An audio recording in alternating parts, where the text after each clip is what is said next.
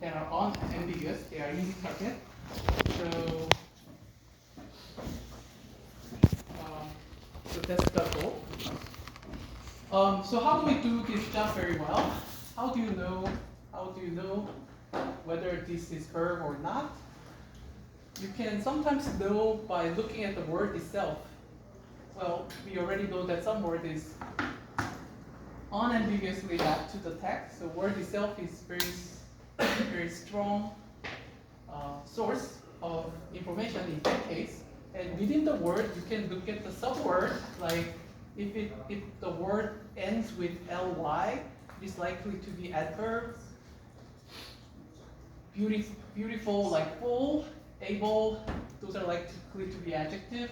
So those are a lot of hints, either word itself or a part of word that is hinting about part of speech.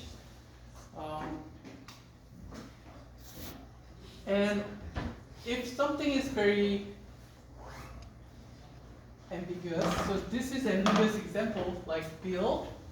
Bill is here is noun, but it could be verb. I can bill you for the meal, so it could be verb. But if bill is verb, it is very weird that another verb is following. So a better interpretation will be bill is noun, and the noun is likely to follow verb, and then so on. So, and also, saw can be a noun as well, right? Saw that is cutting the wood. But if bill is noun, it is unlikely that saw is noun. So either bill is noun and saw is verb. So this kind of all kinds of neighboring words, and they're part of speech. So in a way, it is very recursive. You need to know the right tag of surrounding words to figure out the tag and other surrounding words. So that's what makes this test a little bit difficult. So we are saying seeing just the word itself is like 90% well, because some word is just obviously non-ambiguously mapped to the tag, like the is always determiner. And there are lots of cue, like bill. Bill could be verb and noun, but bill is used with capital letter, which is suggesting that bill is likely to be person name, proper noun. So this like capitalization, word shape, like suffix, if it ends with ly, it is adverb, and then if it starts with impossible, indescribable, unfathomable, they are likely to be adjective. So by looking at classifier maximum entropy model based on word itself, it is already quite high, 93. So, or you can slightly improve that. This is what you can get by looking at the just word itself. But trigram classifier means that you are looking at one word before and one word after, that you can get additional gain. It is not surprising, right? So in order to know the tag of it, of course the word itself and what kind of suffix and affix it has is a very strong signal. You can reach up to 93% using the word alone, but if it follows like the, it is highly likely to be noun and cannot be another the. So there are lots of information for neighboring word. So if you are considering this trigram, your accuracy will grow. And then I want to talk about a more sophisticated way to consider neighboring information for that information. So before that, I want to introduce another related problem called information extractions. So I already introduced my favorite NLP application, where if Hilton send me email about confirmation of my reservation, that will be, they will extract the address from it, phone number from it, date from it and then create a calendar entry for me. So that's what the information extraction system does. And then if you look into this task, that is another tagging problem. So in post-tagging problem, we mapped each word into adverb, adjective, those part of speech tag. Information extraction is another tagging problem that is mapping each word into address. This is phone number, this is date. So information extraction system is another tagging problem. And I'm introducing two problems in one class because they are first both tagging problem. They can be abstracted in the same way. Another is one problem solving one task helps another. So information extraction task can be benefited a lot if you know the past tag. So they are highly related, same abstracted kind of problem. So our goal is that from unstructured email, we want to create structured information, which is entity and their relation. And you can organize this information, you can extract it, and then you can organize into a new form, like a calendar entry, so that I can more easily consume the information. So your goal for this task is from unstructured source, you extract structure and you organize it in some way so that it is more useful to people, so that I can look at it from the calendar. Okay.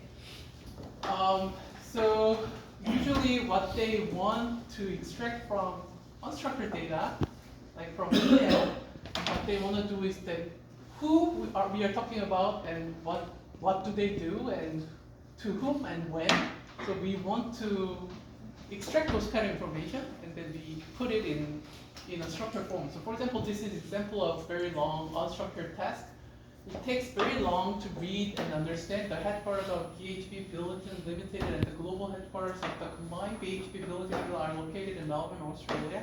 It's very hard to capture the main info, but if somebody extract structure out of it and say, this is company and they are located information, they are headquarters located in Melbourne, then this is much easier to consume, first. And second, you can organize it in a different way. So for example, put it in your Google Map, then you can consume this information in a meaningful way, like you can you can use that in your navigator.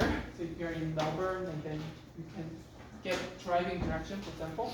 So that's the goal of information extraction. So from text, you are extracting some structure, well, as a very intelligent summary, but in a way it can feed another application like map or calendar. So that's so my favorite feature is that there are a lot of seminar talks and I get email all the time, and if I click it, they put it in my calendar with Zoom link, and I can forget about it, and one day I will get alarm, calendar alarm, and then I can attend the talk. So it's very easy.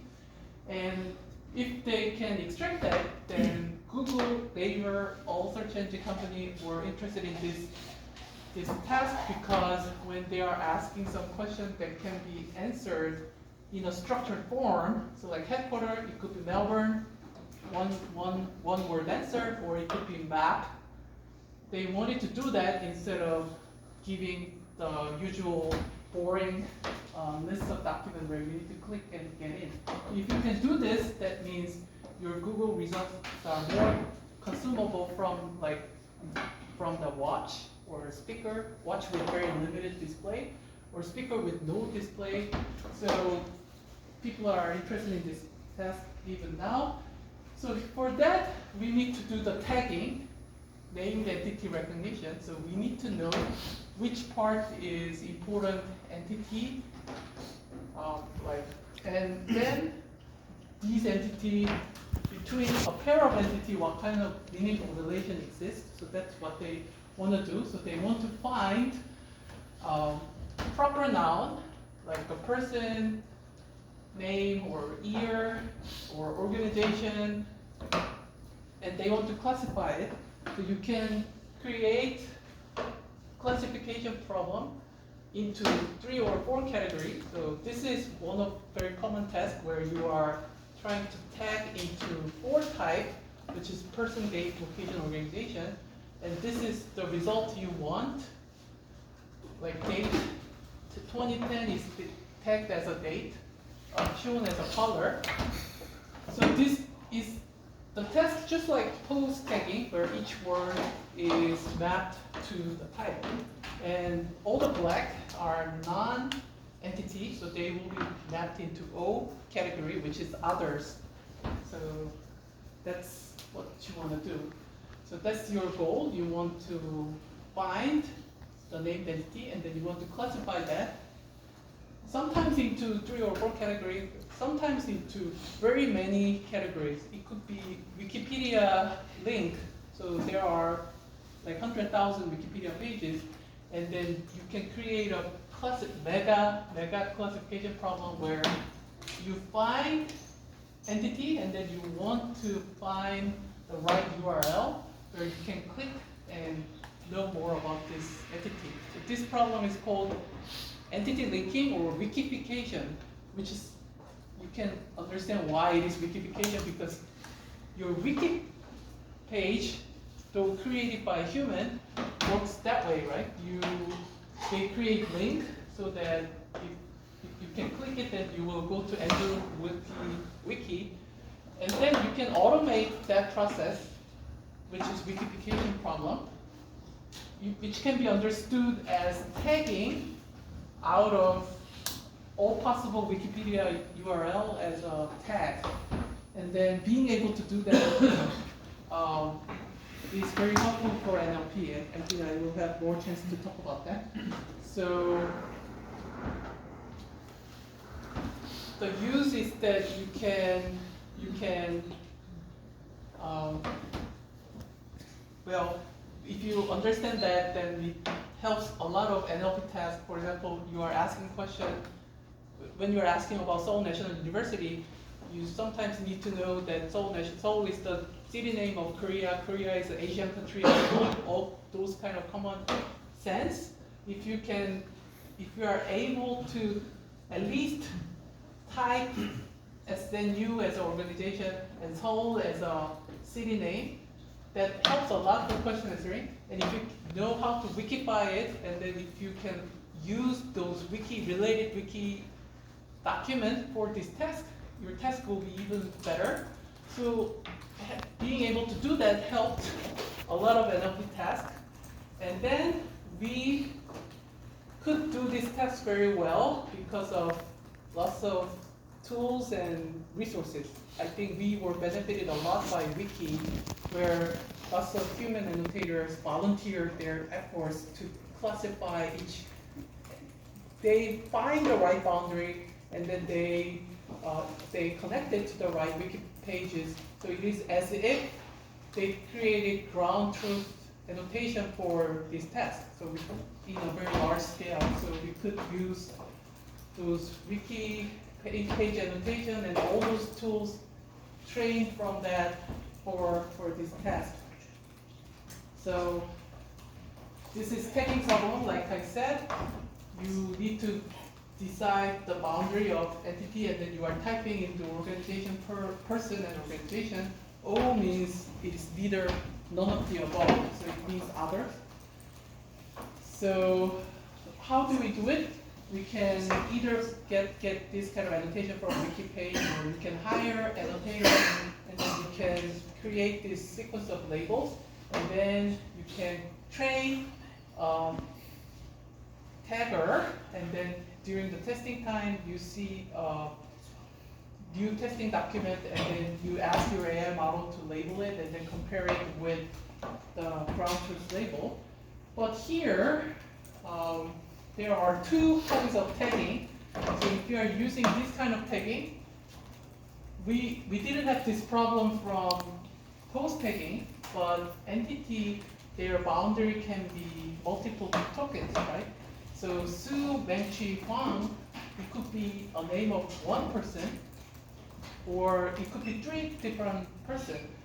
So if we're using this per token classification, you cannot evaluate whether you are correctly identifying this as 1% or 3%. So they have another form of encoding, which means each tag per, they additionally annotate the beginning of the tagging continuation, and then when it is ending, the other tag, different tag will start. So it means these three tokens are one person entity, and then it will be evaluated as such. So here again, in order to do this job very well, you need to use word itself, and like the trigram HMM, you can consider previous word and next word, or part of speech tag is an plays important roles, not surprisingly, because it should be some kind of noun, right? And maybe the labels before and after. So I think important feature is very similar. So let me show you why word and its substring is important as in post tagging. So for example here, they are trying to classify this entity name into 5 categories: drug name, company, movie, place, and person. And then here, if your word has substring OXA, this is the pie chart where most of it is drug. It's not surprising because anything that with OXA is unlikely to be person name. How about this one, whether field? If something ends with field, it is a lot of time or place, and sometimes it is person, but very unlikely to be dropped. So this sub feature is also very important. Just like when we are doing post tagging, if you start with unfathomable, indescribable, it is adjective and so on. Again, if something is in colon that is either movie name or paper title, we do that a lot in research paper as well. So it suggests a lot the word itself or word shape. So for example, if it starts with capital letter, it is a lot of times abbreviation, ends with some kind of number connected with hyphen. So word shape is also important. So what I wanted to say is that we were talking about post tagging, name identity recognition. They are all kind of given a sequence of sentence. We are creating sequence of tags, part of speech tags, or NES type, named entity type, or you can imagine other tasks that can be formulated in the same way. So for example, we mentioned that tokenizing Chinese is very difficult. So here it is showing the tagging, showing how to tokenize. So it begins, this is the beginning of the token, this is beginning of another token. So you segment here, and then it is continuing, and then it is stopping here, and then beginning of another tag, beginning of another tag, beginning. So this segmentation problem can also be formulated as given text sequence, we want to create a proper segmentation sequence, or not only just segmenting each character, you can also segment text. For example, if it is question and answer, you can tag each sentence, and then you can try to create the right text sequence. Or if you need to classify your paper into abstract introduction, it could be creating tags, abstract intro, and then creating that sequence of problem. Okay, so I will stop after 2 slides. So what I want to say is that for both post tagging and for named entity recognition, in order to classify post tagging or entity tag for this word, it helps to understand previous word. Trigram is one previous word and one after word. But what I want to say is that not only which word precede or follow this word, it is important to know the decision, previous decision, right? It is important to know the previous tagging because if build is categorized into verb, it is unlikely to be followed by another verb. But if it is noun, then the next word is likely to be verb. So we need to consider new model that is considering not only the previous word, but their tags. But this is tricky because this tagging is not final, right? It is our guess up to this point, but after seeing more, you may want to revise it and so on. So that's why it is quite difficult. So we need view model, and I want to talk about view model for deciding that. So I think for both post tagging and entity NER, we need to consider assumed label. So it is not ground truth because we don't know the ground truth at test time. So based on some assumed labels, we want to consider all the previous assumed decision to make most likely decision for this, so that we will create view model that is not only considering surrounding words, but also the previous decision. So we'll make a sequential decision. And this is preview, and then I will introduce, I will move on to because this is hidden Markov model. Here, why it is hidden? Because let's say this purple is the text sequence that we see. So this is what we observe, and then this is hidden. So we don't know which post tag is the ground truth source or not. We don't know it.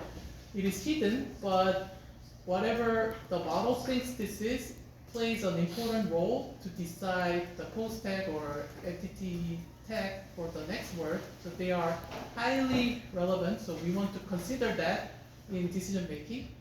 But we want to make Markov, so that's where H comes from, because there is states that we see, which is word, but also hidden states that we don't see, which is assumed labels. So we will consider hidden state, but it is Markov in a way that we know that these tags can influence that one, but we will approximate to consider only the previous word, and then this word, it can be influenced by others, but we will not consider their direct influence. That influence will be represented in this level. So we will create this kind of model where we can, given the word sequence, we are trying to predict likelihood of tag sequence, and then because of those two simplifying assumptions, we can represent this joint probability in a compact form of this multiplication, and then I will show an example of how we can use this approximation for post-tagging and recognition. Okay. Any question about this?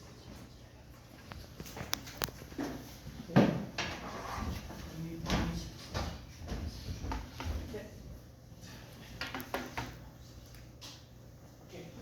So then we can discuss your midterm, and is it